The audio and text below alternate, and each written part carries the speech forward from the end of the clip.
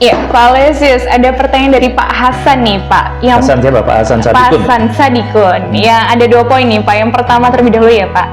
DP dan tanda jadi, apa sih, Pak, bedanya itu? Kalau tanda jadi, biasanya pas awal orang lagi lewat jalan itu ada tanda dijual, mau dijual, terus dia tertarik, terus dia saking tertariknya dia biasanya, udah deh gua DP-in dulu, ini belum lihat dokumen lo ya, baru tanda jadi aja.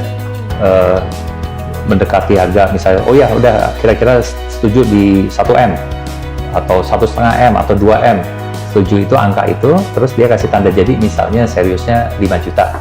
Itu untuk tanda keseriusan. Kalau di luar negeri mereka bilangnya earnest money, beda dengan down payment. Kalau di Indonesia bilangnya tanda jadi. Nah, si DP itu setelahnya.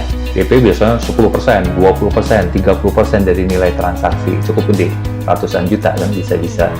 Jadi pertanyaannya adalah itu ya, DP tanda jadi beda istilah aja. Yang penting biasanya untuk dari sisi negosiasi awalnya angka kecil dulu, sekedar supaya serius.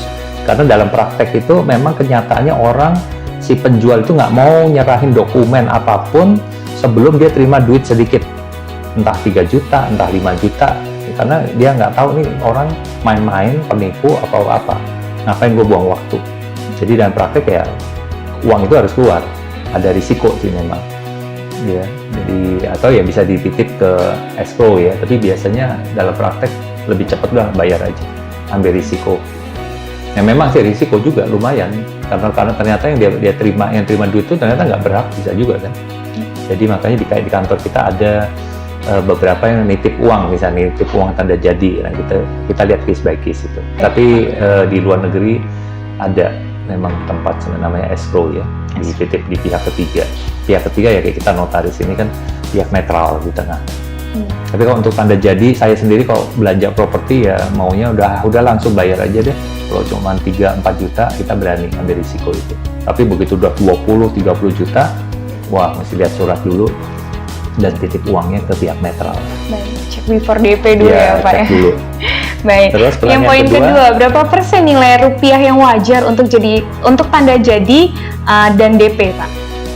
Untuk tanda jadi, ini kita ngomong daerah Bintaro biasa kan rumah berkisar 2M sampai 10M sampai 15M ya. Nilai yang pantas ya kalau beli transaksinya misalnya di 2M mungkin tanda jadi 5 juta itu menurut saya udah cukup serius orang ya. Untuk tanda jadi di awal tanpa ngeliat dokumen, jadi dengan 5 juta udah ditransfer sama si calon pembeli, si penjual jadi berani, oke, mau ditaruh dokumennya, mau dicek sama notaris siapa nih. Nah itu dia baru mulai berani ngasih dokumen, ngecek. Begitu udah dicek ke notaris yang bersangkutan, baru nanti berdasarkan hasil cek notarisnya baru tahu yang pantas berapa. Tapi pada umumnya misalnya idealnya sih sebenarnya ya langsung transaksi, nggak pakai bertahap, langsung pada waktu akad jual beli 100%. Tapi kan kondisi tertentu kadang-kadang orang butuh duit ekstra lebih banyak, ya udah mau 10%, 20%, 30% tergantung negosiasi. Tapi mungkin pantas juga kalau dikasih 20% lagi setelah notaris oke.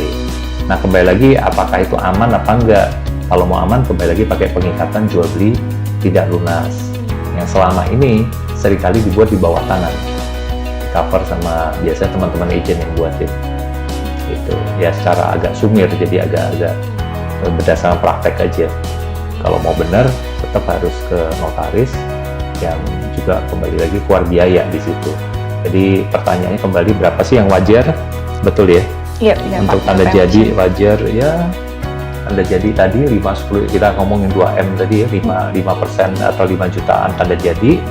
Tanda DP pertama mungkin setelah notaris lihat secara simple, oh dokumen cukup beres, itu mungkin berani lah mungkin di 20%-an gitu. Sisanya harus pas semua transaksi AJB pada waktu akte jual beli. Berarti harus ekstra hati-hati juga ya Pak? Tetap lah ya, harus ya. Kalau sebenarnya kita selalu lebih rekomen orang, udahlah nggak usah pakai DP-DP-an. Kalau orang datang ke kita lihat dokumen beres, biasanya berapa lama sih kita 10 hari, ya kan? 10 hari udah bisa transaksi, aman loh itu. Daripada pakai DP-DP gitu, ya udah langsung tunggu aja 10 hari bayarnya 100%. tapi itu semua tergantung kondisi pasar. Jadi kondisi pasar itu artinya siapa yang lebih berkuasa. Kalau kayak sekarang ini lebih berkuasa pembeli, karena yang jual lebih banyak. Jadi namanya buyers market, marketnya si pembeli. Jadi kan ada sellers market, ada buyers market. Tergantung daerah juga. Misalnya di apartemen tertentu banyak banget peminatnya, atau daerah klaster tertentu atau developer tertentu saking bagusnya orang malah rebutan. Nah itu lain ya. Dan ini kan untuk secondary untuk saat ini secara umum itu marketnya pembeli yang di atas angin lah. Dia nentuin, karena aturan yang tergantung bargaining power masing-masing pihak untuk masa itu, untuk properti itu. Jadi kuat-kuatan aja gitu. Jadi DP mau berapa kayak mau gimana terserah pembeli gitu. Ya karena lagi zaman sekarang ya Pak ya, karena COVID ini ya Pak. Karena krismon dunia Jadi ya, boleh krismon. ya, krismon dunia. Jadi tahunnya buyers nih kalau mau beli. Iya, suka Iya. gitu sih. Ya memang nggak boleh arogan juga ya, karena sama-sama butuh sebetulnya. Tapi kenyataannya pembeli yang lebih susah sekarang, lebih Berkuasa ya. berkuasa. Iya Gitu. benar, Pak. Baik Pak, cukup menjawab Pak. Iya, dari itu Pak Hasan Sadikun ya. Iya. Buat kalian yang mau beli rumah, pastinya video ini cocok sekali. Jadi kalian terus lihat video ini supaya kalian bisa belajar banyak hal.